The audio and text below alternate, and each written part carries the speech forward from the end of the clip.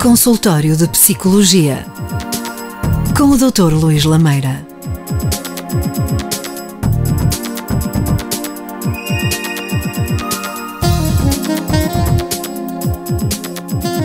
Boa tarde, bem-vindo a mais uma edição do Consultório de Psicologia. Na edição de hoje vamos falar do sexto sentido. Como habitualmente, estamos com o Dr. Luís Lameira, o psicólogo residente do espaço do Consultório de Psicologia da Onda Viva. E hoje, como vos disse, vamos falar do sexto sentido, se calhar perceber se ele existe, se o sexto sentido está nelas ou neles. O que é isto do sexto sentido? Doutor. Bem-vindos, caros ouvintes da Onda Viva e telespectadores da Onda Viva TV. Pronto, eu preferi dar como título a este programa Sexto Sentido, para as pessoas que querem mais familiarizadas, porque o termo na comunidade científica, não em conversas de café, não no dia-a-dia, porque tanto eu como você, como quase todos os que estão a ouvir no auditório o programa e a ver no Onda Viva TV, usamos o termo diário, sexto sentido, mas no seio da comunidade científica, nos psicólogos, nos biólogos, nos psicofisiologistas, todos aqueles que investigam o que é o sexto sentido e para que serve e quem é que tem mais sexto sentido, são os homens, as mulheres, as crianças, os adultos, etc. E se é possível prever o futuro e se é possível apurarmos o sexto sentido no dia-a-dia, usam o termo intuição. Pronto, ao longo do programa posso tanto referir tanto sexto sentido como intuição, mas uma coisa é a mesma que a outra, portanto é apenas uma questão de sinónimos. A intuição diz respeito ao nosso inconsciente, porque toda a gente sabe que o cérebro é constituído por uma massa onde está lá a informação, onde é processada, e 20% dessa massa é consciente e 80% é inconsciente. Ou seja, nós muitas vezes temos atitudes que não percebemos de onde é que elas vêm, que reflete-se o inconsciente. Aliás, a psicologia surgiu também devido ao facto de Freud ter tido um papel preponderante no desenvolvimento da psicoterapia, ou seja, ajudar o outro a diminuir, aliviar, a extinguir o sofrimento psicológico. Vulgo, consulta psicológica, aquilo que o psicólogo faz, a terapia por si só. E realmente houve várias questões que levaram à evolução da psicanálise, e graças ao enorme contributo da psicanálise, a psicologia é o que é hoje. E nós percebemos que muitas das nossas atitudes, muito daquilo que sonhamos, muitas das situações que nós temos uma resposta, mas não percebemos onde é que vem essa resposta, diz respeito à intuição. Portanto, podemos definir, se calhar, provavelmente, intuição em três parâmetros diferentes. Sim. Que é, por exemplo, mais prático para as pessoas perceberem lá em casa, é o seguinte, que é quando nós conseguimos ler as emoções dos outros sem nos esforçarmos muito, ou seja, é o pensar sem pensar, é vir à tona a informação, não percebemos onde é que elas vêm, é nós conseguimos realizar tarefas do dia-a-dia sem propriamente estarmos a pensar nas mesmas. Por exemplo, situações no trânsito em que nós não pensamos, são automáticas. Eu não vou entrar dentro do carro e não vou pensar o seguinte, agora vou ter que pôr marcha atrás que não consigo sair de frente. Eu não vou pensar isto, isso é automático, ou seja, isto diz respeito ao nosso sexto sentido. Executamos, pensar sem pensar. E aliás é um livro muito interessante, se quiserem comprar os nossos ouvintes e telespectadores, que é o Pensar Sem Pensar, que nos ajuda a evoluir a intuição, que diz respeito a um psicólogo nova-iorquino. E por fim, uma terceira e mais polémica questão da intuição, que é prever o futuro.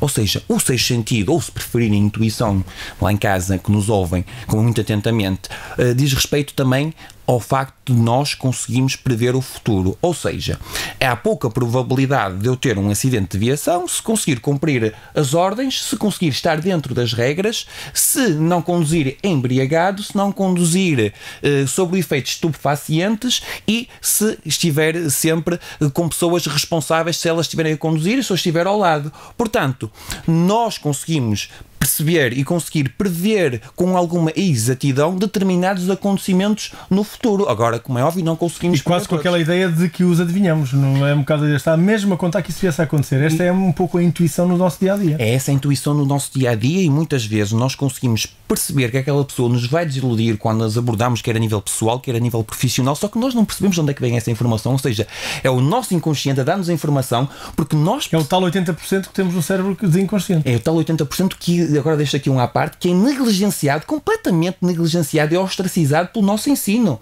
Porque se o nosso ensino conseguisse aproveitar e conseguisse fazer evoluir a intuição nos jovens, nas crianças, desde a primária até ao secundário, com certeza que eles iam ter uma maior adaptação no futuro. Vou dar um exemplo específico. Isto vai muito para além da inteligência e da gestão emocional. E sabe que eu sou adepto disto, até já trouxe cá um grande especialista. Vai muito para além disso mesmo, muito para além do controle inconsciente das emoções. Porque muitas das vezes, nós em psicologia ajudamos a pessoa a desenvolver o diálogo interno. Ou seja, porque é que eu me estou a sentir triste? De onde é que vem esta tristeza? E se calhar ele consegue perceber porque o psicólogo lhe disse que esta tristeza vem do passado, porque teve um conflito com a mãe, com o pai ou com a ex-namorada, etc. Mas a intuição vai muito para além disso e é possível nós apurarmos, e no fim do programa vamos dar algumas estratégias. Portanto, nós podemos melhorar a nossa intuição, a nossa forma de prever a racionalidade dos outros. Exatamente. E, aliás, eu até divido as pessoas em 4 tipos. E o Carl Jung, que nos anos 20 falava muito de intuição, aliás, diziam mesmo que ele era um profeta do adivinhar o futuro, isto agora já é muito mais polémico, e ele deixou que efetivamente a intuição era uma mais-valia para a comunidade mundial e para prevenirmos guerras, fomes e para conseguirmos nos dar bem e conseguirmos prever acontecimentos negativos. Depois, mais tarde, olha que curioso isto é, entre os anos 40 e os anos 90, toda a comunidade científica disse: Carl Jung realmente foi muito bom no início, fez evoluir a psicologia, mas vamos negligenciar todo o conhecimento dele, porque ele dizia mesmo que é como aos poetas que efetivamente o coração tinha quase como uma percepção de prever determinados, uma premonição de determinados acontecimentos. E nós percebemos hoje em dia, e já vou daqui a pouco aprofundar essa questão, que existem neurónios no coração, ou seja, o coração é uma espécie de campo eletromagnético que permite ler a informação até 3 metros. Isto já está estudado. E até que nos anos 90... E que reagimos muitas vezes e a pulsação... Os poetas tinham razão. Os poetas realmente tinham razão. É curioso. Porque eles escrevem em função do coração. Em função do coração, exatamente. E voltando agora à questão de quais são os tipos de pessoas que Carl Jung descrevia. Temos o tipo sensorial, que é o indivíduo que é muito bom na crise, é muito bom quando as pessoas estão em pânico, ele consegue ler muito bem as sensações, a partir do seu olfato, da sua visão, a partir do tato. É um indivíduo do momento, do aqui e do agora, negligencia a experiência do passado. Portanto, ele no momento, sem prever acontecimentos a médio e longo prazo, consegue ser exímio. Há uma situação de crise, instala-se o pânico e ele está muito calmo, muito tranquilo, porque consegue ler muito bem os sinais das suas sensações. Depois temos o indivíduo do pensamento, ou seja, cognição é igual a pensamento, pensamento é igual à lógica. É um indivíduo da lógica. Ou seja, e eu só me vou dar com esta pessoa porque depois gestola muito bem ao fim de 10 vezes. E encontrar muitos pontos comuns, muitas ligações. Há muitos pontos, há muitas ligações. Ou seja, passo o meu exagero, o meu estereótipo e o meu preconceito quase como um nórdico. É muito frio no início, mas é preciso chegar à 10ª vez para estarmos a beber uma cerveja com ele, para nos estarmos a rirmos a falar sobre futebol. Portanto, não é como nós latinos e ainda mais como os brasileiros que se entregam à primeira. Para isso, para as pessoas perceberem este exagero e este estereótipo, que às vezes é muito bom utilizarmos isso também para transmitirmos a informação. Portanto, é o indivíduo mesmo da lógica. E muitas vezes o Jung descrevia que são indivíduos que não apostam na sua intuição, mas apostam acima de tudo em factos concretos, reais e palpáveis para eles. Mesmo que estejam errados, tenham a convicção que aquilo é uma lógica. Depois, há o indivíduo das emoções. É o indivíduo que não se baseia tanto na lógica, mas baseia-se mais nos valores. O que é certo e o que é o errado seguir. O que me faz sentir bem e o que me faz sentir mal. Às vezes sou capaz de ir por um caminho que me faça sentir bem, porque se eu for pelo caminho que me faça sentir mal, vou ter muito mais esforço, mas até posso sequer ganhar mais, mas não quero ir por esse caminho do sofrer. Ou seja, o dia-a-dia é baseado, acima de tudo, nas emoções. Aquilo que as emoções me transmitem vão fazer com que eu trilhe o meu caminho. E, por fim, é o indivíduo intuitivo. O indivíduo intuitivo não pensa muito, é um indivíduo que não se baseia, as suas decisões não baseiam no aqui e no agora, não se baseiam nas emoções, não se baseiam nas sensações, como eu descrevi no primeiro tipo, não se baseiam na lógica, nem naquilo que parece mais cientificamente correto, mas é um indivíduo que muitas vezes sabe que é a resposta correta para ele, sabe qual é o caminho a seguir, não sabe de onde é que vem essa resposta, mas percebe que a experiência passada lhe diz que deve seguir aquela resposta.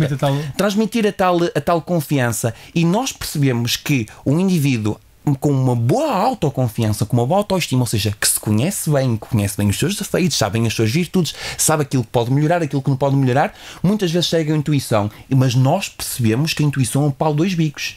A intuição é muito boa, por exemplo, ao nível das relações amorosas. Percebe-se que quando há dúvidas antes do casamento, normalmente isto é estudado por estatísticos e psicólogos norte-americanos, há uma probabilidade de 2,5 superior em haver divórcio depois do casamento. Portanto, se a pessoa não segue a sua intuição antes de se casar, eu costumo dizer, quando há dúvidas, não há dúvidas, ponto final. Portanto, se há dúvidas, não pode haver dúvidas. É para logo ali, estanca logo ali na relação. Mas, doutor, antes de irmos já à relação do casamento, o sexto sentido está um pouco associado não, todos temos um sexto sentido, mas dizem que as mulheres têm o sexto sentido mais apurado. É verdade? O que é que leva a que se diga isso? Afinal, o sexto sentido está mais apurado nelas ou neles? Explique-nos lá.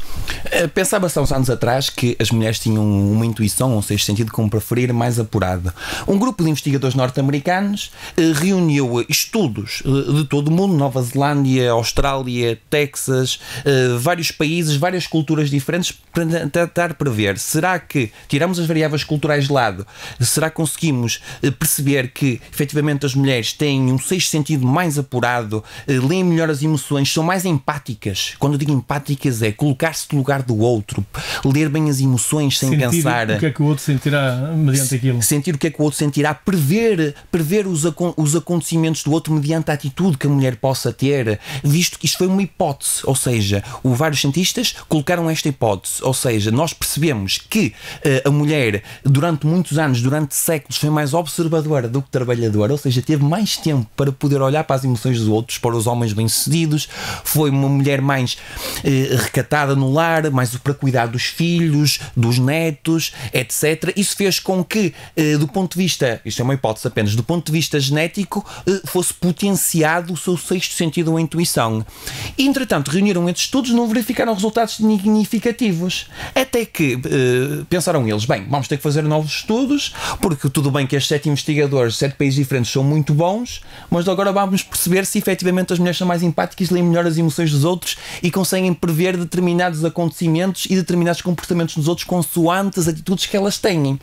O que é que eles fizeram?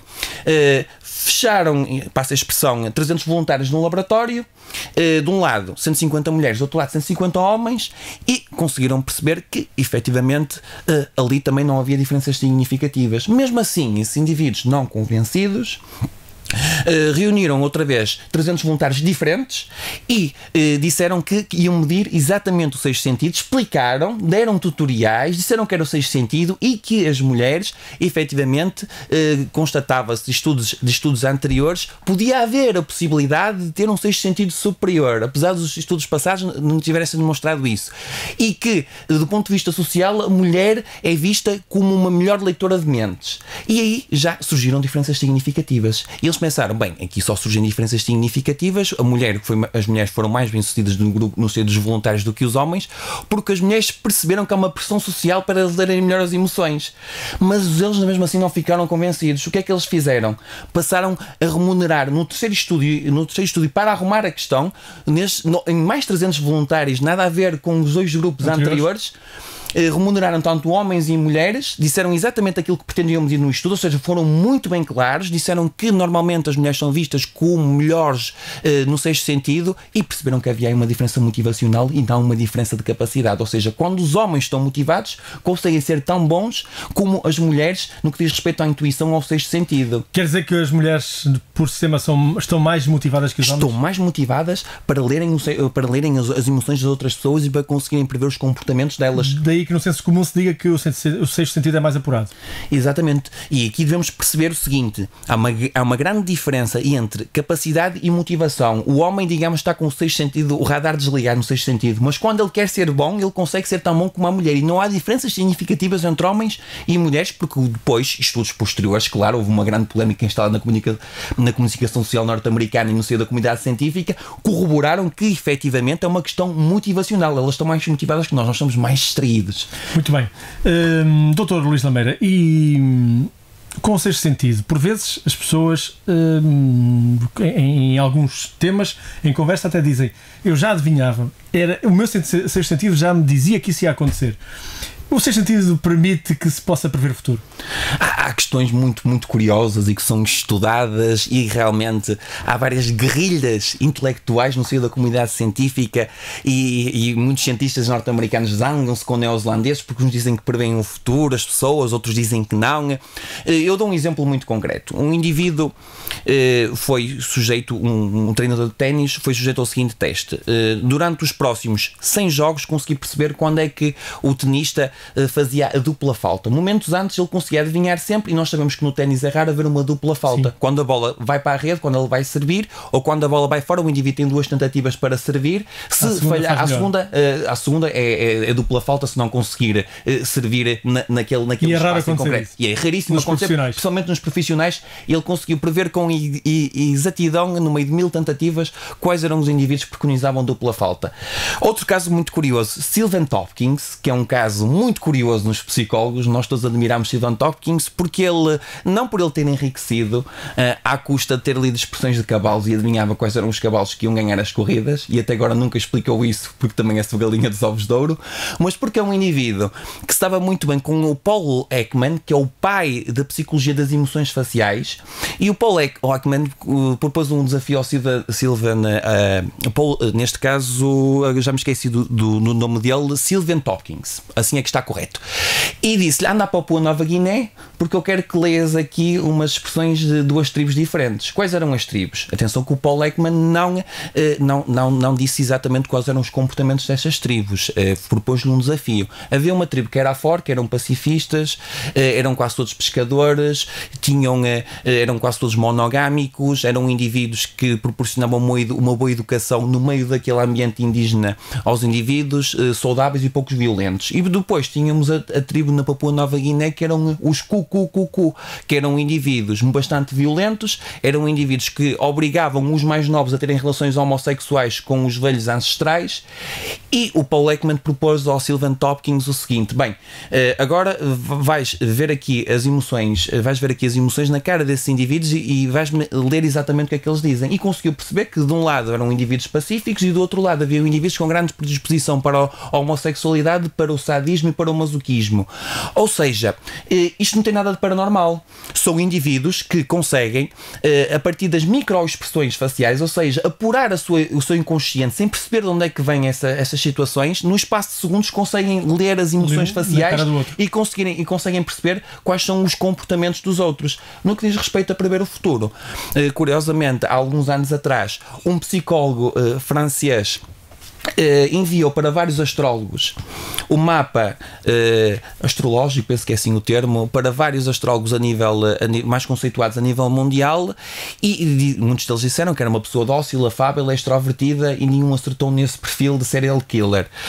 Curiosamente, penso que são 12 signos, e muitas vezes os psicólogos questionam bem qual é a probabilidade, no meio de 6 bilhões de pessoas, 400 milhões de pessoas terem exatamente o mesmo dia.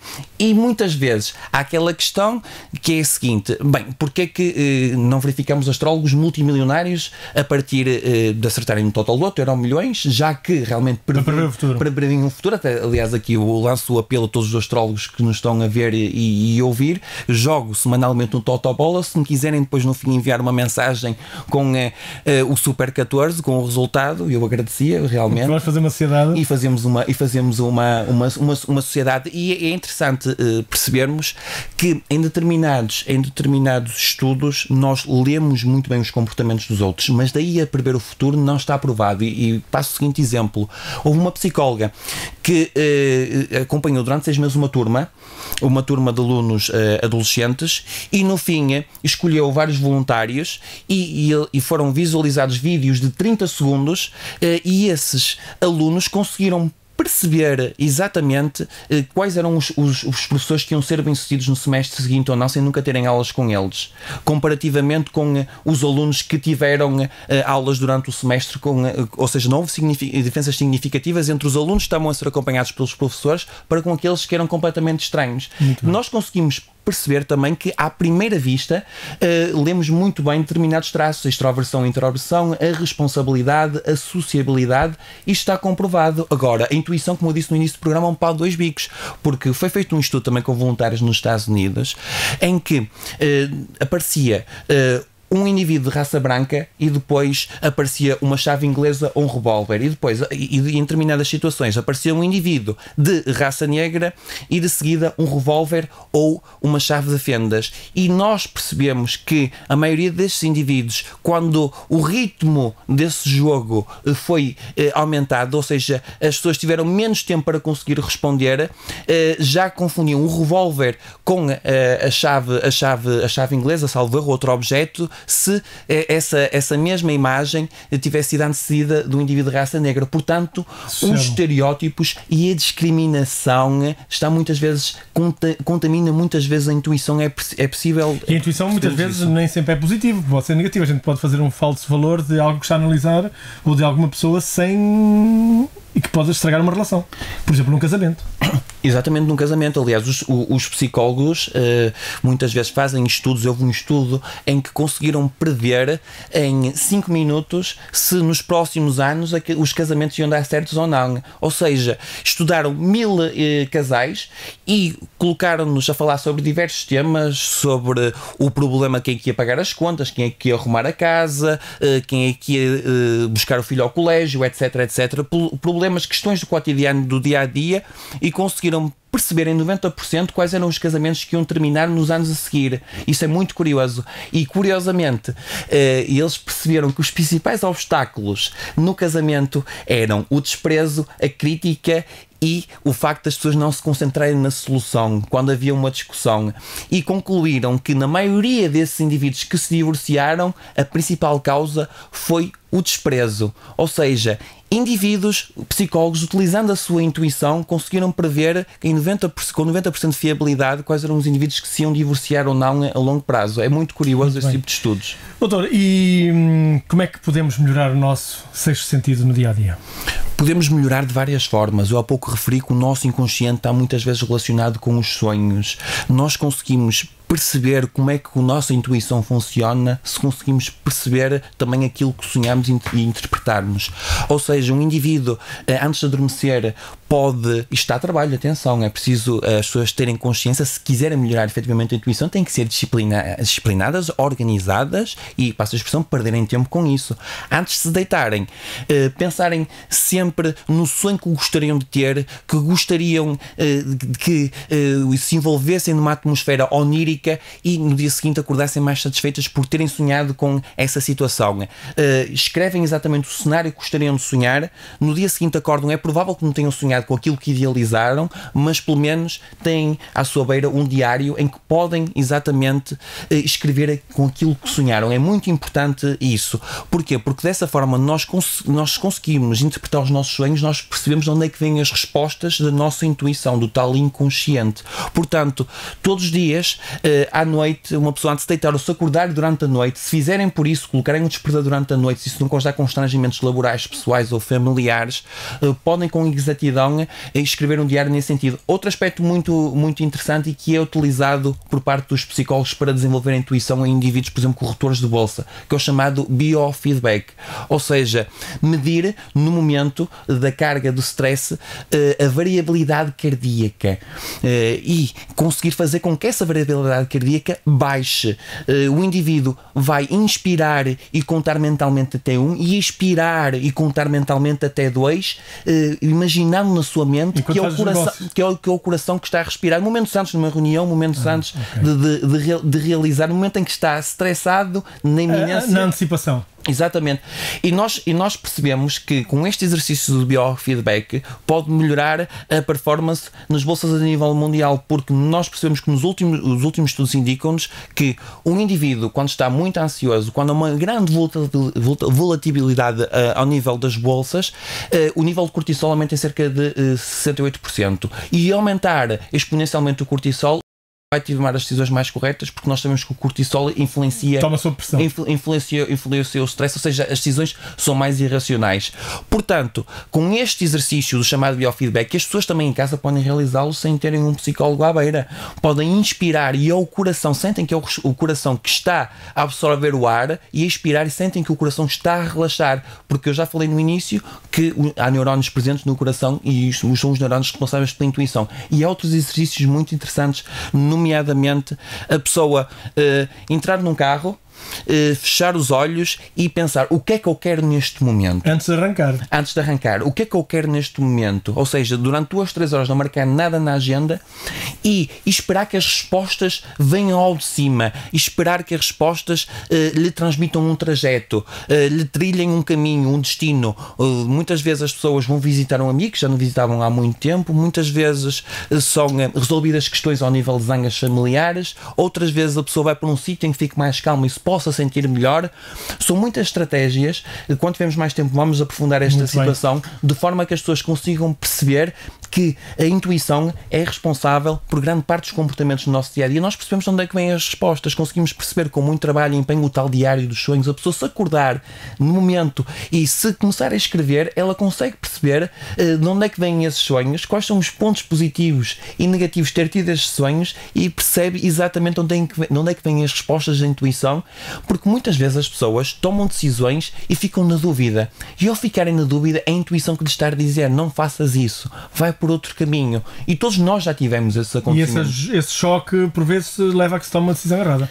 Esse choque leva a que as pessoas tomem a decisão errada ou não tomem a decisão e traz consequências nefastas para o futuro da pessoa, quer seja pessoal, familiar, e muitas vezes são situações irreversíveis. A pessoa não pode voltar atrás.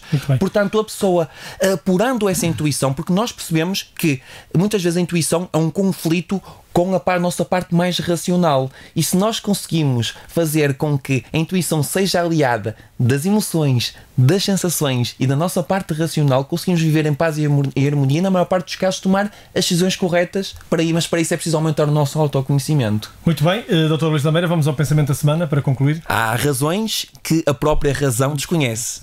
Quem é que dizia isso? Penso que foi Pascoal. Muito bem. Despedimos de mais uma edição do Consultório de Psicologia com o Dr. Luís Lameira, mas se precisar de ajuda de um psicólogo, temos aqui o Dr. Luís Lameira, que passa a dizer onde pode estar disponível. Podem entrar em contacto comigo para o número 91 500 24 56. Estou disponível para acompanhamento psicológico no Porto, no Campo 24 de Agosto, e também em Barcelos, na Freguesia de Manhente. Despede-se Otávio Correia, Dr. Luís Lameira. Terminamos aqui este consultório de psicologia. Voltamos para a próxima semana. Pode ver sempre na Onda Viva TV. Basta aceder ao meu canal, botão verde, e depois marcar 15 15 30, ou em radioondaviva.pt, ou ainda sempre na rádio 96.1 neste mesmo horário. Um abraço e até para a semana, se Deus quiser.